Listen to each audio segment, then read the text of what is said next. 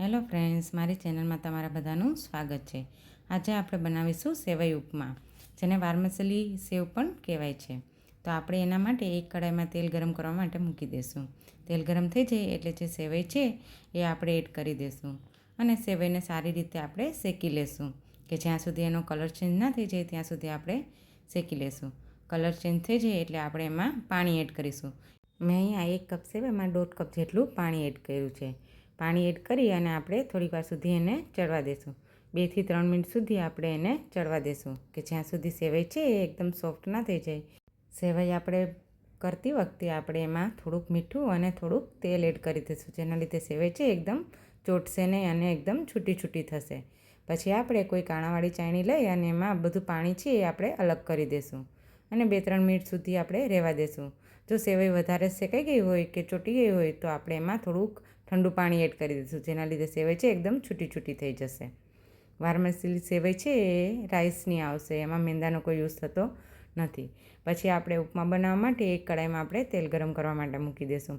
તેલ ગરમ થઈ જાય એટલે આપણે એમાં 1 ચમચી રાઈ એડ કરી દઈશું. રાઈ છે એ ફૂટી જાય પછી આપણે 1 સ્પ્રિંગ કરી લીવ્સ છે, જે કે મીઠા લીમડાના પાન છે એ એડ કરી દઈશું. અને મેં અહીંયા કાજુ એડ કર્યા છે. જો તમને કાજુ ના એડ કરવા હોય તો પણ ચાલે. કાજુ શેકાઈ જાય પછી આપણે એમાં 1 સુધારેલી ડુંગળી એડ કરી દઈશું અને ડુંગળીને આપણે સારી રીતે સાતડી લેશું. જ્યાં સુધી ડુંગળીનો કલર ચેન્જ ના થઈ જાય ત્યાં સુધી એને આપણે સાતડી લેશું.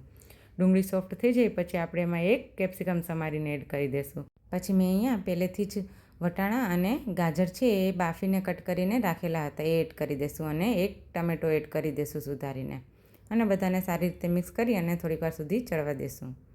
થોડીક વાર પછી ચડી જાય પછી આપણે એમાં બધા મસાલા એડ કરીશું.